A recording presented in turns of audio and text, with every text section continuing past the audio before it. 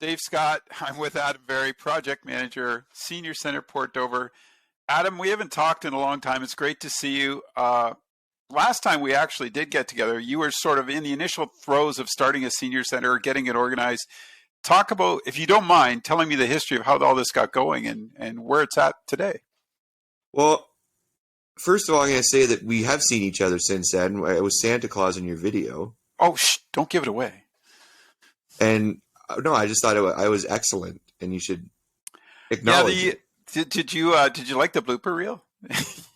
Yeah, it was funny. It was so good. You killed in that. If you haven't seen the Christmas video, Adam's been in the last couple. Make sure you check them out. Hubmedia.info on Facebook if they want to see. There's something really funny about a Santa cursing, you know. There really is, or just kicking snow, right? Or yeah, being belligerent and hollering at the two cameramen. I mean, I thought it was really good. It's the blooper reel always gets a lot of love, and so does the videos.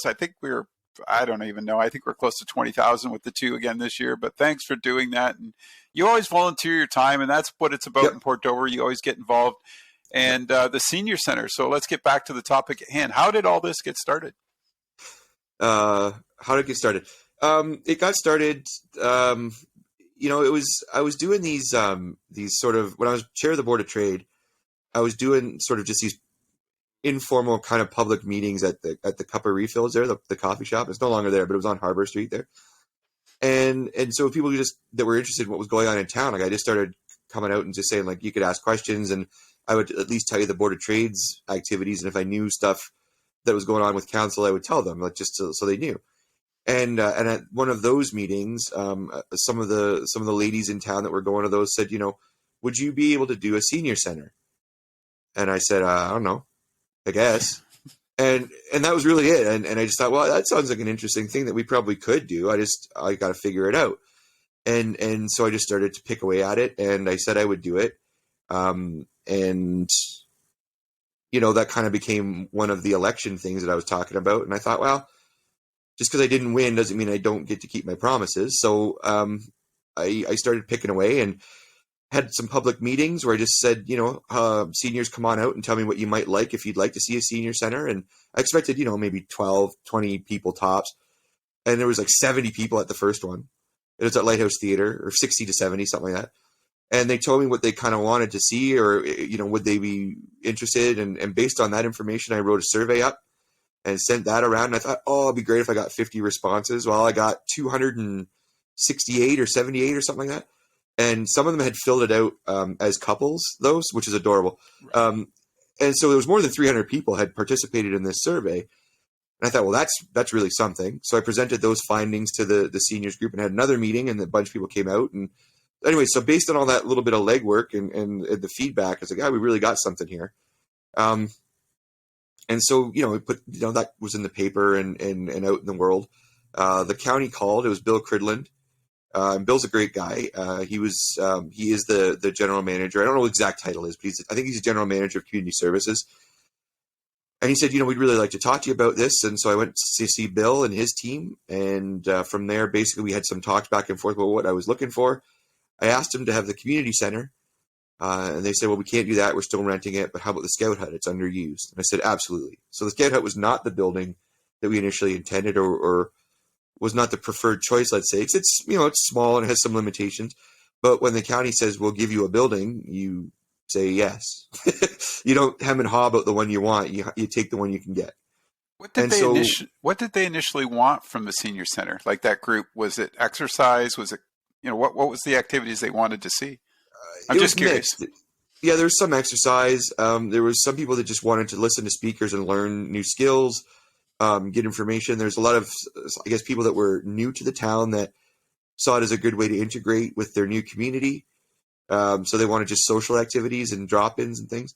There's, they want classes, they want art classes, and they want like some stuff we can't do. Like that, it'd be great if you had a wood shop. Like, yeah, it would be great if we had a wood shop, but like that's a little bit down the road, There's some people that just want to get together and sort of shoot the breeze over billiards or whatever. So there's a mix of things, and some we can do and some we can't. But what it came down to was physical activity, it was learning, and it was socializing. Those are the three main sort of things. silos, I guess you could call them, or whatever you want to call them. But that was the sort of the categories of things. And so, so the scout hut is great for gathering, and it is great for, but it's small. The washrooms are, maybe wouldn't accommodate a big group day after day, like just stuff like that, But there were some really great things about it too. One was they had a kitchen, so that was nice. And the other thing that was great was it wasn't going to be a huge financial outlay, so that really helped us get things rolling. So based on having that building and the partnership with the county, I wrote a grant application and told Trillium, look, we got these people that want it. We've got a partnership with the county that was going to let us use this building. Give us some money to get things going, and so we were successful with that. We wrote some documents, some things to incorporate. So the documents, you need them for incorporation, policies, procedures, bylaws, constitution, whatever. Started that process, and we were about ready to get ready on a membership drive, and then COVID happened. And that's legit. Like we were supposed to start our membership drive April 1st. Of 2020, and on March 13th, the world shut down. Yeah. And so that was it. So we had this money and we had all this enthusiasm, and, as you remember, they said, oh, give us 2 weeks. All right, we can wait 2 weeks. Give us a month, give us 6 weeks. So it was just hold on. So that's where we are. So it was a lot of pause, but we were able to do some good things in the meantime. Like we got all that official work done and we got the incorporation out. So even though we were shut down, we could still get that sort of administrative work done. I was able to change some of the programming dollars and got permission from Trillium to build a community garden because that was deemed essential. So we used some of that. So we weren't able to use the garden because you couldn't gather. Right.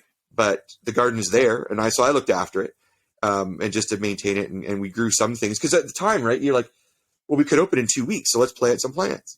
Yeah. Oh, we could open in 2 weeks. Let's keep these things growing. Oh, we could open so we couldn't do anything with the garden. So I gave everything that I grew to the food bank. So that was a nice perk that wasn't expected. So anyways, there were some nice things that happened because of the delay, but it was not great. So now that we're sort of quasi able to open, it was like, okay, yeah, you've been waiting for 2 years. Go right now. And did that? Like, oh, okay. And I know that you guys are now looking at the community center. So did that delay sort of help in this process? So the scout hut was a little small. It did and it didn't. So the delay helped in the sense that we weren't able to set up at the scout hut, right? So that there wasn't any need to transition out of there. But the community center has nothing to do with COVID. It was about the county trying to offload some of the building, things. So they've sold some. They've partnered with groups on running them. So the county made those buildings available, and I got the documents just to look at. Could I take this over? Could somebody else take this over and run the senior center? And of course, that's not feasible. But what was great about it is once you had the bid documents or whatever they were called, they weren't called bid documents, but it was something like that. Once you were enrolled as a bidder, you were able to see who else was also bidding. And so I could see the list, and I saw the Lions were looking at it. So I went and met with the Lions and said, look, I understand you guys want to do this. I want to do this. Could we work together and make a stronger bid for you, the Lions, to take this over if we were a tenant? And they said, oh, yeah, that would be obviously better. It's way better to take over a building when you've got steady stream of income than it is to sort of say, well, we have some rentals, we have some buck and does, we have some weddings, we have some dances, whatever. That's all good stuff. But when you've got that anchor tenant that's going to be there every month paying rent, it makes it a lot easier, right? So the Lions were all about it. So we went in under them, and when they were given the ability to manage the building, we became a tenant of the Lions Club. So it was really a good partnership, and it was just sort of a, without being I don't want to be but it was just a thinking on your feet thing, right? It's okay, so here's some really bad lemons of we can't open. How do we make lemonade? And I hate that saying because people go, oh, if you have lemons, make lemonade. It's yeah, your lemonade sucks unless you also have sugar and water. and the sugar and water was the Lions, Yep, the sweetener in the deal for sure. It's amazing too, because now you're seeing it's become such a community senior center, right? When you got the Lions involved and with the work that you've done and the group stepping forward, the membership that you're going to have, must be a great feeling in order to get that this 3 years later really get it to that point, isn't it? Yeah, it is. And I will say about the community partnerships, it's not that the Lions weren't the only ones. Like the Board of Trade. Yep. Good point. After I got that deal with the county and was able to then go do the grant, like you got to have an organization that'll do the grant, like that'll receive the money and manage the money. And the senior center was nothing; it was just an idea. So I asked the Board of Trade, who had worked with a lot, obviously, and said, like, would you guys sort of run this project, and would you be willing to take this on? And here's what your responsibilities would be, and they said, yeah, they would do it, and that was big, like that they were willing to do it. So that's another great community partnership. And then also, though, when we did the garden, we're over by the old Doverwood property, which is next to the Kinsman. And I said, can I use the water from the Kinsman building? And they're like, yeah. So it was a lot of people, willing to sort of, like I say, as you make these decisions and these sort of trying to recognize these small grains of opportunity that you have in a pandemic, which are very few and far between. People, it's like, oh, I can work with the Kinsman, I can work with the Board of Trade, I can work with the Lions.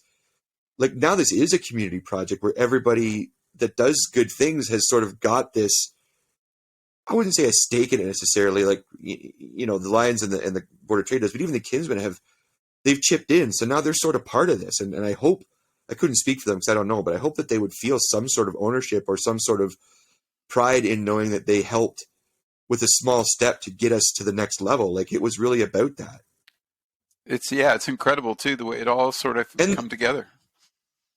Well, and also the partnership with the county. Like there's a lot of people working together to make this thing work.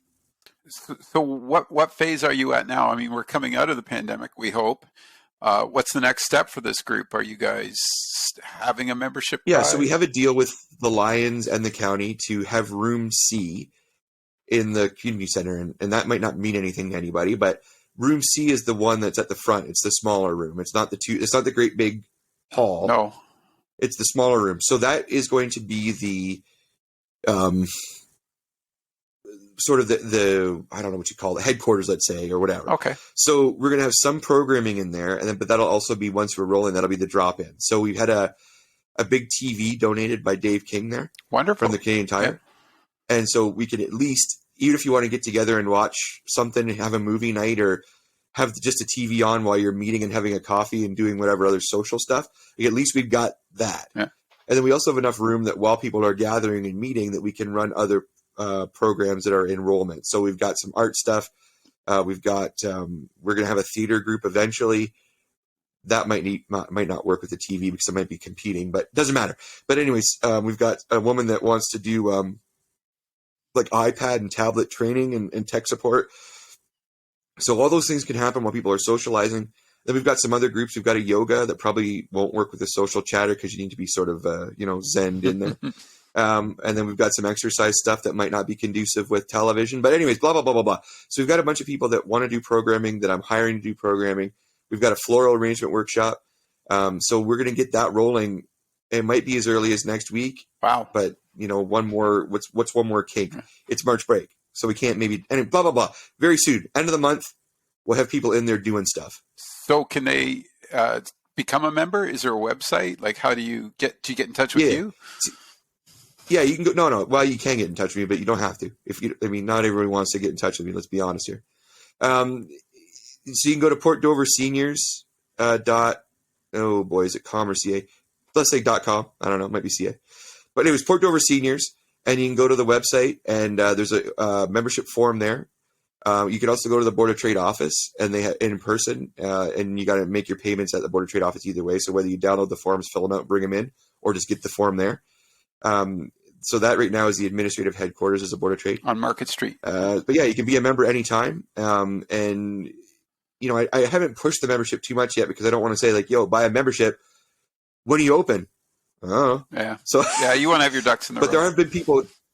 Yeah, there are people that are clamoring for a membership though. So if you're really anxious to get involved, you can go do that right now at the Board of Trade office. Wow, it's amazing how far it's came and how quickly now. Like with the pandemic ending, you guys are going to be up and running, and sky's the limit, eh? Well, that's the thing. It is kind of quick, but then you go, well, no, it's been like 2.5 years, but then you got to do like 2.5 years of work in like 3 weeks. Yep. And you go, all right. You're like, oh. So that's what the quick part is. Like, okay, go.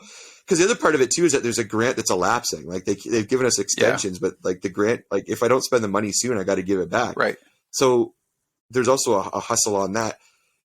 And then the other part of it is we've got some, I know I'm going on about it a little bit long, but just one more thing I think is important is that we got another grant through the Ministry for Seniors and Accessibility partway through the pandemic.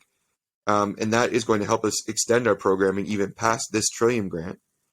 But within there's some fun activity, but there's also stuff that's more about building capacity for seniors and support for seniors. So we've got some elder abuse prevention activities and information that we're going to be running. We're going to be running some food security things because the food bank got a hold of me and said, like, we're pretty sure that there are seniors that are not accessing the food bank that could really use it. So we're going to be doing some programming to help seniors who aren't accessing the food bank connect a little easier. And it's not on the food bank. It's not the onus on the food bank to be easier. I don't want to give that impression, but it's about, can you get to the food bank every week, especially in the winter time? Yeah. Can we do a delivery program? Like, we're going to work on that.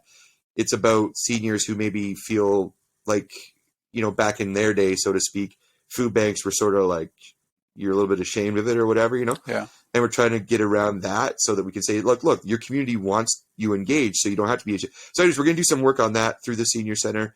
We're going to do some advocacy work about just looking at how do we make our community better for senior living. So there's a lot that's going to be going on through the senior center that isn't just like, come have a coffee and hang out. That's totally good. You can just do that part. But if you really want to be involved in making life better in other ways, we're going to be able to do that through the senior center. That's cool. One more quick question. How old do you have to be to be a senior in the Port Dover Senior Center? Just curious. Not that I'm that old. So this was not my decision. I want to be clear that this was not me deciding the age. All right. We had a transition team that was appointed by the Board of Trade to help me, or vice versa, help them choose all the constitution, the rules that we're going to play by, all that stuff. And that group decided that a senior in this senior center is going to be 50 plus. So I realize that's a dagger to the heart of many people who are 50 going, I'm not a senior. I get it. But the thing is, we wanted to have an activity center that had any space for retirees, that had space for just people in that sort of zone that wanted to do things that maybe don't want to go where there's 20-year-olds, which is fair, and aren't necessarily seniors. So we're including everybody. Also, you don't have to live right in Dover to do it. Oh, wow. Because we didn't want because that was the thing. Like, what's our membership going to be? And it's like, well, what is Dover? Yeah. I mean, we understand that there's downtown Port Dover, but like, does that mean that Marburg can't join? Like, we don't want that, So we just left it as like everybody. So if you're in Jarvis or if you're in wherever, you want to come out and you want to be a member, you can do that. You can join the activities. And sort of the argument there is the more the merrier, right? Like, the more members we have, it not only helps us financially with their membership dues that help keep us open, but it's also about, if you need at least 10 people or at least 20 people or whatever to run a program, having those 3 or 4 members from outside of town might make that program feasible. So that's what we want. And also it's just good community building. Right. Like, you want friends and neighbors that maybe aren't in Dover as we think of it, but are close by that care about this town that want to be involved. Yeah, and you just don't want that. Well, you can't go because, right? You want to be open. Yeah, like, what kind of world is that? Exactly. Like, that's awful. Well, and if someone from Jarvis for example, wants to rip out and they want to be involved in what we're doing, and that might lead to volunteering, like, we don't want to limit that. No, you can't. I agree. Wow, it's amazing what you've been able to accomplish, you and your groups and the other folks in the community, the Lions, the Kinsmen, just everybody working together. Congratulations on this. And we'll have to get together again soon, because once you're up and running, we'll definitely do one from the community center. We'll catch up with you again and see how you're doing at that point with it. But congratulations again, Adam. A lot of work. I know that, like you said, you made that promise and you stuck to it, and that's a huge commitment on your part. Congratulations. Well, thanks. And you know what? I guess it kind of is a commitment in the sense that it's like, I just want to say this. It's been an interesting thing to try to manage this in the project. And every once in a while, like, your deadline elapses and you're on the horn with Trillium going, please just give me 6 more months.